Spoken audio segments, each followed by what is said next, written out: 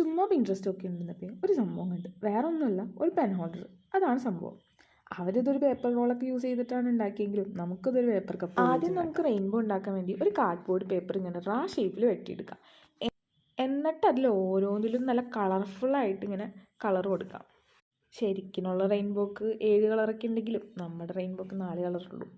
അപ്പോൾ സംഭവം നമ്മൾ പെയിൻ്റൊക്കെ ചെയ്ത് കുട്ടപ്പനാക്കി കഴിഞ്ഞ് കഴിയുമ്പോൾ നമുക്ക് പേപ്പർ കപ്പ് പെയിൻറ്റ് ചെയ്ത് വെച്ചിരിക്കുന്ന പേപ്പർ കപ്പ് എടുക്കാം. ഈ പേപ്പർ കപ്പിൻ്റെ സംഭവത്തിലുണ്ടല്ലോ, ഓരോന്നിലും നല്ല ക്യൂട്ടായിട്ടുള്ള പേസ്റ്റൽ കളേഴ്സ് അടിച്ചു കൊടുക്കുന്നതായിരിക്കും അതിൻ്റേതായിട്ടുള്ളൊരിത്.